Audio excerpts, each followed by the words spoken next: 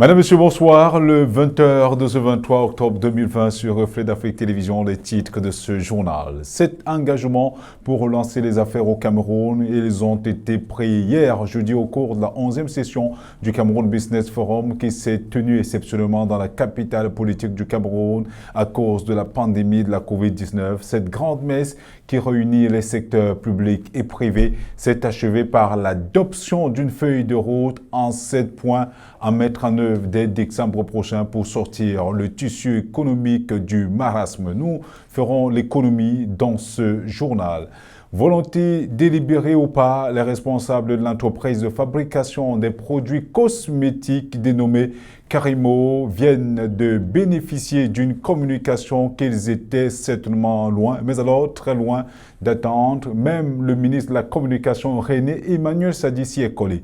Dans un communiqué de presse rendu public hier 22 octobre, il enjoint la promotrice de cette entreprise de mettre un terme à la campagne publicitaire qu'elle a lancée à travers des affiches comportant des jugements de valeur sur des personnes fondées sur la couleur de la peau et susceptibles par conséquent de porter atteinte à leur dignité. Côte d'Ivoire, les partis politiques invités à la table de discussion par le président Alassane Ouattara. Cette annonce officielle est un premier pas dans l'optique d'une participation de l'opposition à la présidentielle du 31 octobre prochain. La Commission de la Communauté économique et monétaire de l'Afrique de l'Ouest, la CEDEAO, a préconisé notamment l'intégration d'une 5e personnalité issue de l'opposition dans le bureau de la commission électorale indépendante, l'octroi d'un poste de vice-président au Parti démocratique de Côte d'Ivoire dans cette commission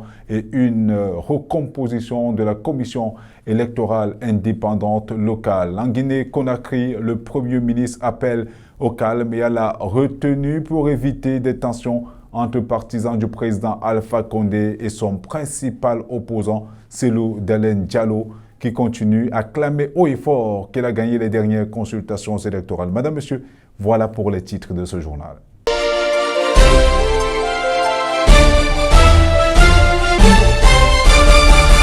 Bonsoir une fois de plus. L'hostellerie Relais Saint-Hubert de Garoua dans la région du Nord pourra ne pas être classée parmi les structures d'accueil qui devraient recevoir les passionnés du ballon rond.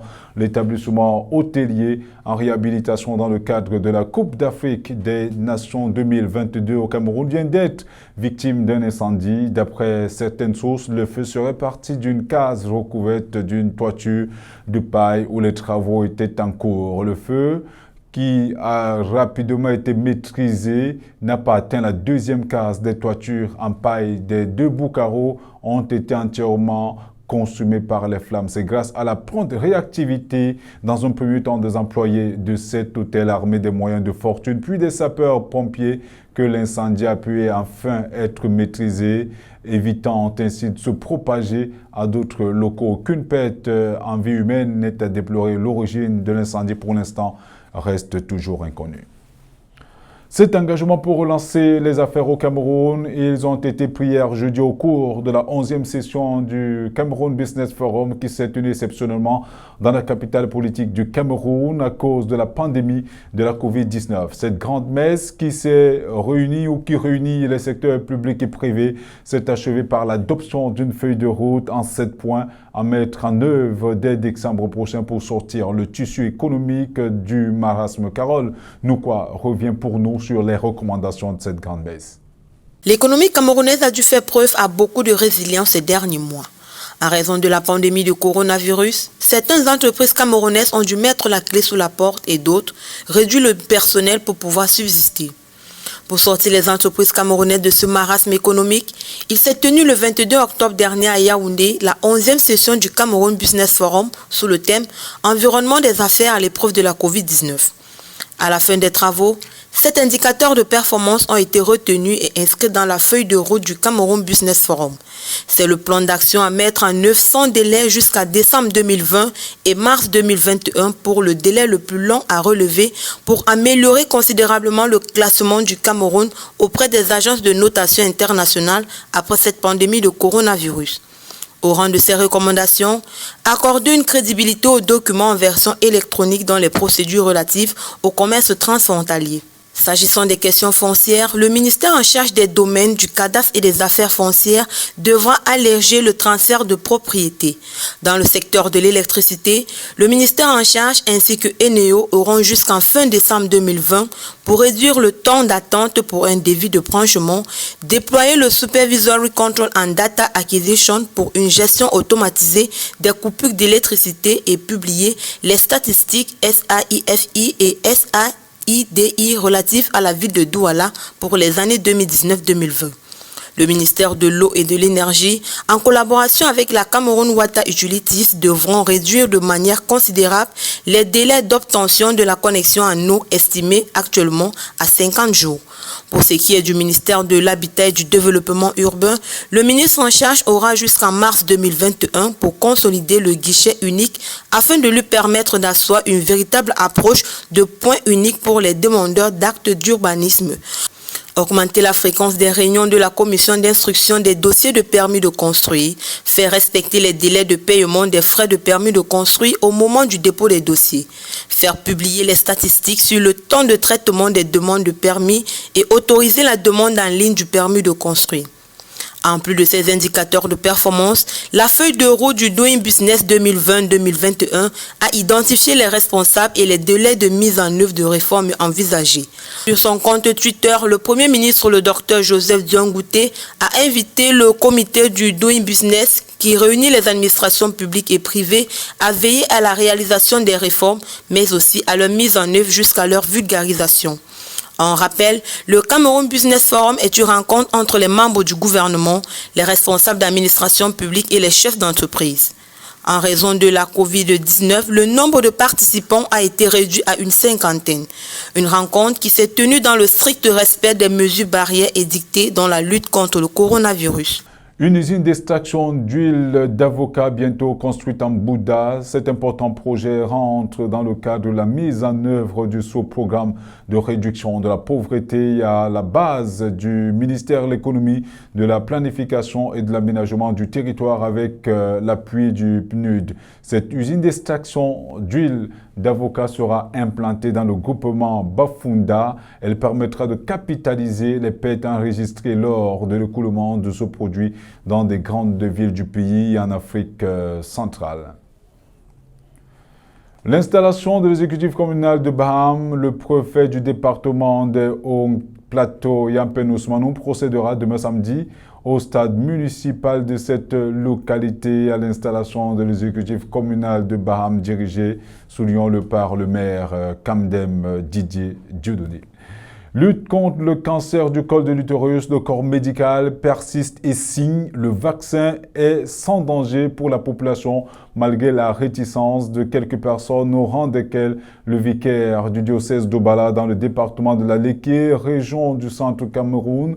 Ce dernier s'inscrit en faux contre l'administration du vaccin contre le col de l'utérus dans des centres de santé et dans des établissements scolaires situés dans sa zone de commandement. Lestine Femba reparcourt pour nous cette importante actualité. Dans le but de prévenir le cancer contre le col de l'utérus, le gouvernement camerounais a organisé un vaste programme de vaccination dans les établissements scolaires au travers d'une note signée le 30 juin 2020 par le ministère de l'enseignement de base, appelant ainsi les délégués régionaux de l'éducation à prendre des mesures strictes pour faciliter la vaccination des jeunes filles, pour les protéger contre cette maladie dès le 5 octobre 2020, jour de la rentrée scolaire. C'est ainsi que 400 000 jeunes filles avaient été recensées pour être vaccinées, mais plusieurs voix se sont levées contre ce vaccin, dénonçant ainsi sa non-efficacité. Parmi ces voix, on a celle du vicaire du diocèse d'Obala, le père Luc Onambele, qui a déclaré qu'il lui manquait une certaine efficacité, raison pour laquelle il a simplement interdit l'administration du vaccin dans les établissements d'enseignement appartenant à son diocèse. Le père, par ailleurs spécialiste en santé publique, a déclaré que le papillomavirus humain responsable du cancer du col de l'utérus utilisé au Cameroun serait efficace contre deux types de papillomavirus, notamment le 16 et le 18 sur les 15 types existants. Raison pour laquelle le père a déclaré que le vaccin qu'on souhaite administrer à la jeune fille au Cameroun n'est pas un vaccin contre le cancer du col de l'utérus, mais contre le VHP du type 16 et 18 ou alors les liaisons précancérigènes. Il va plus loin en précisant que les infections causées par le VPH se résolvaient presque seules et que dans très peu de cas, le virus oncogénique persiste. Ainsi, le vaccin ne change pas le développement de l'infection chez la femme déjà malade. C'est la raison pour laquelle on souhaite l'administrer à la fille de 9 à 13 ans. Pourtant, pendant les essais cliniques, cette tranche d'âge a été le moins représentée dont on ne saurait confirmer son efficacité et l'importance de l'administrer à la jeune fille. Chose que rejettent certains médecins, prouvant ainsi que ce vaccin contre le VPH est un excellent moyen pour empêcher la propagation de ce virus qui tue des centaines de femmes au monde et au Cameroun. Dans le reste de l'actualité, lutte contre le coronavirus, le ministère de la Recherche scientifique et de l'Innovation est au front. Le docteur Madeleine Tchouente, ministre de la Recherche scientifique et de l'Innovation, dont les déclarations concernant la stratégie de riposte mise en place par le ministère pour lutter contre le coronavirus ont été abondamment raillées par les Camerounais il y a quelques mois, n'a rien perdu de son sens de l'initiative. Elle continue de prendre des dispositions pour apporter l'expertise de son département ministériel dans la lutte contre le virus. Le mercredi 21 octobre dernier, au campus de l'IRAD à Yaoundé, elle a décidé, en synergie d'action avec l'Institut de recherche agricole pour le développement, de remettre des plants et des produits dérivés de l'artémisia à 16 associations. Volonté délibérée ou pas, les responsables de l'entreprise de fabrication de produits cosmétiques dénommée Carimo viennent de bénéficier d'une communication qu'ils étaient certainement loin, mais alors très loin d'attendre. Même le ministre de la Communication, René Emmanuel Sadi, s'y est collé dans un communiqué de presse rendu public hier. 22 octobre, il enjoint la promotrice de cette entreprise de mettre un terme à la campagne publicitaire qu'elle a lancée à travers des affiches comportant des jugements de valeur sur des personnes fondées sur la couleur de leur peau et susceptibles par conséquent de leur porter atteinte. Lestine Femba, une fois de plus. Depuis un long moment au Cameroun, le phénomène de la dépigmentation volontaire de la peau appelée vulgairement Johnson fait rage, entraînant de nombreux dégâts au quotidien. Au fil du temps, des personnes se sont auto-déclarées spécialistes en cosmétique sans aucune formation à la base. Selon la Société camerounaise de dermatologie, la ville de Douala, région du littoral, aurait le plus de personnes n'assumant pas le mélanine avec un taux de 27,8%, suivi de la région du sud-ouest avec 24,1%. Il y a quelques jours, une promotrice d'une gamme vulgarisant la dépigmentation volontaire de la peau a poussé le bouchon plus loin en stigmatisant les personnes à la peau d'ébène dans l'une des affiches, attirant ainsi la fourbe des milliers de Camerounais qui ont appelé au boycott des produits de ces derniers. Sur cette affiche, l'on aperçoit cette dame très claire de peau assise sur un trône telle une reine et sous ses pieds, on peut voir des personnes à la peau d'ébène vénérant ces derniers. Malgré toutes les critiques, elle n'a pas trouvé important de retirer cette affiche déclarant que cela n'avait rien à voir avec la stigmatisation des personnes à la peau d'ébène. En fin de journée, elle a publié sur sa page Facebook une femme à la peau d'ébène en déclarant que nous vous avons compris. Cela n'a pas suffi à calmer la fureur des Camerounais qui exigeaient le retrait pur et simple de cette affiche. Dans un communiqué, le ministre de la Communication, Emmanuel René Sadi, a demandé à cette entreprise de mettre un terme à cette activité illicite et outrageante en retirant toutes les affiches de cette campagne, tant sur les panneaux d'affichage que sur les comptes de sa société dans les réseaux sociaux dans un délai de 48 heures à compter de la date de signature du présent communiqué, faute de quoi l'intéressé s'exposera aux sanctions prévues par la réglementation en vigueur. Se référant ainsi à la loi du 29 décembre 2016 dont l'un des articles interdit la propagation à caractère discriminatoire, portant ainsi à l'atteinte de la race. Côte d'Ivoire, les partis politiques invités à la table des discussions par le président Alassane Ouattara. Cette annonce officielle est un premier pas dans l'optique d'une participation de l'opposition à la présidentielle du 31 octobre prochain. La Commission de la Communauté économique et monétaire de l'Afrique de l'Ouest, la CEDEAO, a préconisé notamment l'intégration d'une 5e personnalité issue de l'opposition dans le bureau de la Commission électorale indépendante indépendante, l'octroi d'un poste de vice-président au Parti démocratique de Côte d'Ivoire dans cette commission et une recomposition de la commission électorale indépendante locale. En Guinée-Conakry, le Premier ministre appelle au calme et à la retenue pour éviter des tensions entre les partisans du président Alassane Alpha Condé et son principal opposant Cellou Dalein Diallo, qui continue à clamer haut et fort qu'il a gagné les dernières consultations électorales. Le round-up de cette actualité avec Thierry Blanchard-Sop. Comme l'a recommandé la commission de la CEDEAO dépêchée en Côte d'Ivoire, Alassane Ouattara a accepté de rencontrer Henri Konan Bédié. On pourrait s'acheminer vers une baisse de tension et la CEDEAO a également préconisé l'intégration d'une 5e personnalité issue de l'opposition dans le bureau de la commission électorale indépendante, l'octroi d'un poste de vice-président au PDCI dans cette commission et une recomposition des commissions électorales indépendantes locales. Le gouvernement demande également à l'opposition de lever son appel à la désobéissance civile et de s'inscrire dans le dialogue afin d'offrir une élection présidentielle apaisée.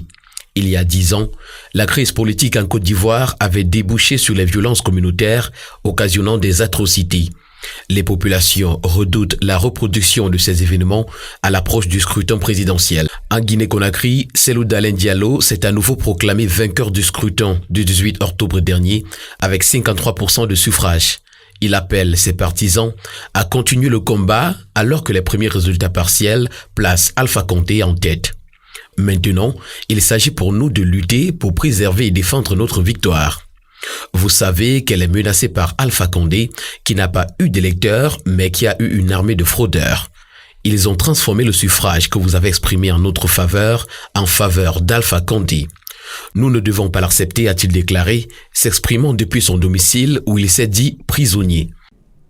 Au Nigeria, c'est toujours le statu quo. Les manifestations continuent sur le terrain malgré la sortie hier du président Muhammadu Buhari qui a souligné que la dissolution de la brigade SAS s'inscrit dans l'engagement à mettre en œuvre une réforme étendue de la police. Malheureusement, la vitesse à laquelle cette décision a été prise semble avoir été assimilée à de la faiblesse. Le point avec Carole Nekwa. Depuis 2 semaines déjà, le Nigeria est en proie à une révolte inédite de sa jeunesse. Des manifestations qui secouent le pays non seulement à Lagos, capitale économique, mais dans plusieurs autres villes, dont Abuja, sa capitale fédérale. Déclenchée par une vidéo montrant des policiers abattant un homme de sang-froid, la révolte contre les violences policières s'est muée en une contestation globale du régime, revendiquant la démission du président Muhammadu Buhari. La semaine dernière, le pays comptait déjà au moins 18 personnes mortes dans ces affrontements avec la police. Mais le bilan s'est alourdi mardi dernier lorsque la police et l'armée ont tiré à balles réelles sur un millier de manifestants rassemblés à un péage de Lagos. Suite à cette fusillade, le président Muhammadu Buhari a fait une sortie le 22 octobre dernier sur la crise qui s'installe dans son pays. Au cours de sa sortie, le président a adressé une mise en garde aux protestataires en leur demandant de résister à la tentation d'être utilisés par des éléments subversifs pour causer le chaos et mettre en mal la jeune démocratie. Il a d'ailleurs précisé qu'agir de la sorte sera considéré comme une tentative pour saper la sécurité nationale et l'ordre légal. Et cela ne saurait être toléré. À la suite de sa sortie, des bandes en colère sont descendues dans les rues de Lagos, bravant ainsi le couvre-feu décrété.